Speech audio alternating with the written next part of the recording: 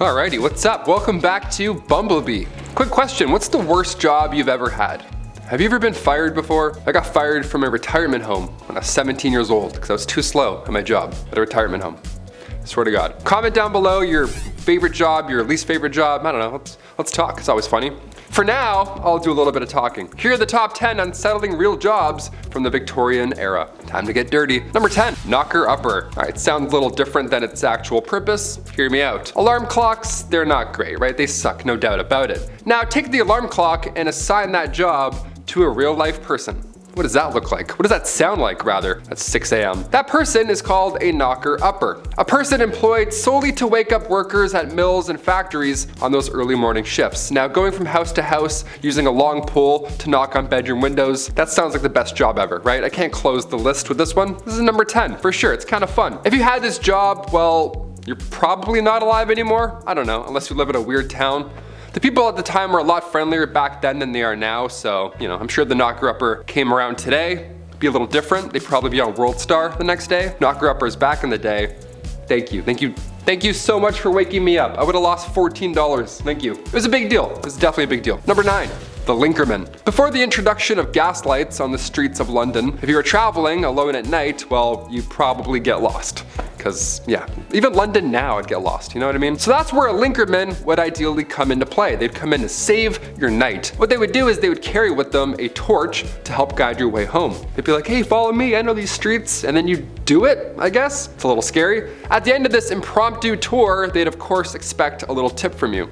Of course, thank you for lighting my path and getting me home. Cheers. Here's 1 nickel. It's actually a lot back then. Here's 1 penny. There we go. They weren't so bad. They were generally pretty helpful in getting you from point A to B, whilst also being able to see 1 foot in front of the other. That doesn't hurt, especially in Victorian London. You get to step on a dirty rat. That'll be gross. It's like a friend walking you home, only you don't know them. And it's the Victorian era, so probably pretty unsafe. 50-50 if you're gonna make it. And their charge was usually 1 farthing or the equivalent of a quarter. The linkerman, like a lot of the jobs on this list, was actually featured in a lot of art and literature from that era. And there were even a couple famous linkermans, like Lawrence Casey, for example, who was the personal linker boy for the courtesan Betty Careless. Imagine that, your arm must be so strong with that lamp all day. Ooh, it's just like, oh, I can't put it down. Number 8, ghost photography.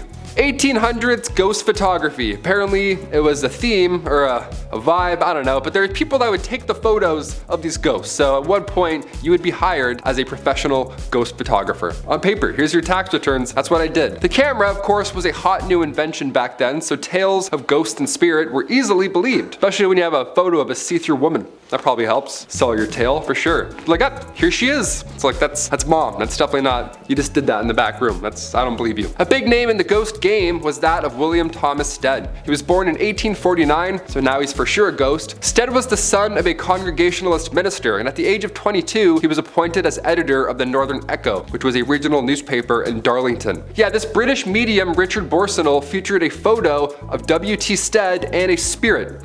Imagine that. Imagine a day where somebody was awarded the Nobel Peace Prize and they also posed for photo ops with ghosts. Like, can we pick a lane? Science or not? What are we doing here? Number 7, grave designs. Graves, but make them cool, Customize your own pit in the ground. That's fun, that's grim. In the late 1700s, cholera, bacterial infections, pretty much anything floating around your mouth and eyes, it was spreading and it was bad. Not a good thing to ingest. Not an ideal time in history. Many were biting the bullet at this time, of course, being gravely ill. But with this came a dark, new, fun trend. Yeah, here we go. The safety coffin.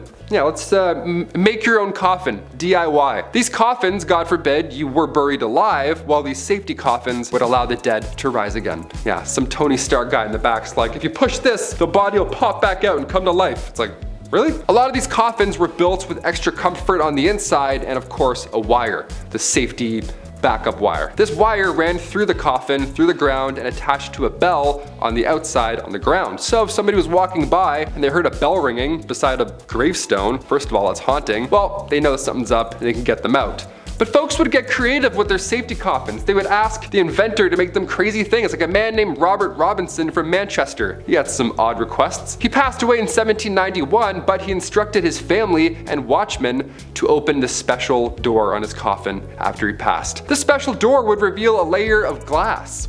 Yeah, so if anybody saw any condensation, well, you know he's still alive and get him out. Only he wasn't alive. And now we just have the world's scariest exhibit, just a real life dead man. Let's close that back up forever. I don't want a glass coffin, that's disgusting. Number 6, rat catcher. I mean, obviously you know what's gonna happen with the name the rat catcher. It's gonna make a lot of you out there squirm in your seats, and I apologize in advance. Hit that thumbs up, you know, let's even out the energy. Rats in Victorian England, they were a massive problem. They were everywhere. Every nook and cranny of your home probably had a dirty, fat rat just sitting there with its weird teeth looking at you. From the basement to the pipes, everywhere. It was literally a big problem. There was even an account of them spilling over from royal parks. So imagine that. So of course there's a problem. So of course where there's a problem, there's now a job, right? Someone's got to do something about it. Rat catchers were pretty famous throughout the Victorian era. I mean, of course, brave souls, and they were highly praised in society, but the job obviously wasn't too glamorous.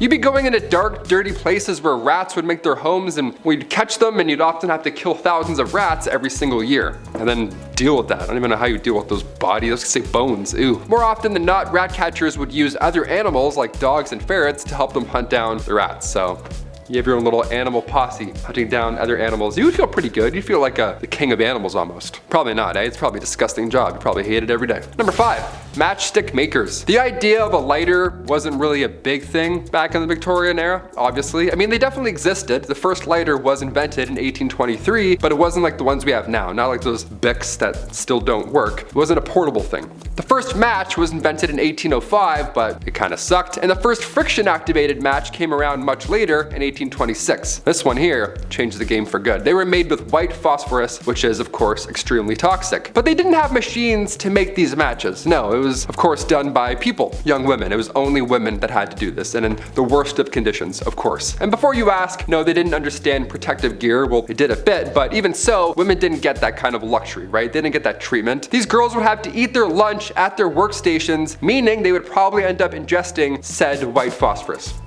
the entire shift. History is horrible. Number 4, resurrectionalist. All right, back in the day, medical schools who wished to study the human body only really had access to the bodies of criminals who had hit the end of their line, right? You're not gonna go dig up someone's wife and be like, hey, mind if I study her? He's like, no, please. There actually weren't too many of these bodies around to begin with, which led to a good price for bodies that were in, well, reasonably good condition to, you know, study up close, other than being, you know, deceased and disgusting. This wasn't exactly the greatest idea, sure, I'll admit that. Now you've probably created an opportunity for people with no morals or empathy to go and dig up fresh graves. And that's exactly what happened. People would become their own resurrectionalist. It's a cool name for a god-awful profession, if you want to call it that. The problem was so bad that people had to protect, like they had to guard the graves of their recently deceased loved ones, or else these guys would come in and try and dig them up and sell your nana for like 20 bucks. You have to stay there for 4 nights and guard her. That's crazy. No one should have to do that. The Victorian era sucked. No one should have to do that. Or this next one here. Number 3, train engine cleaner. Yeah, this one's gonna suck. It sounds yucky already. For this job, you were required to get into, of course, pretty tough positions to, well, clean the engine of a train. Train engine cleaners would have to get inside a small hole in the engine of a train and shovel out all that coal that was left over. Yeah, as if shoveling the coal in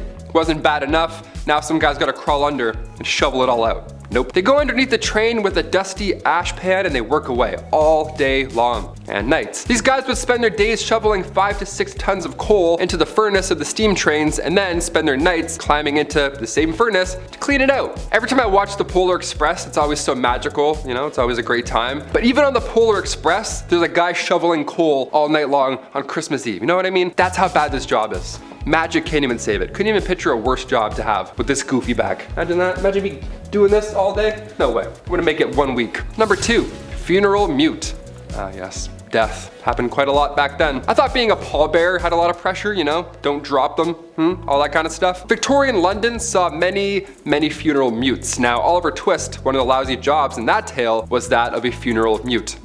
Oliver Twist is like, this one sucks. Well, it really sucks. Mutes were required to dress, of course, in all black with a sash while carrying a long cloth covered stick, and your job would be to, well, to stand and mourn and not say a thing the entire time. You'd have to stand at the door of the recently deceased home and just welcome death. Just embrace it. You have to be death. The mascot for death is now you.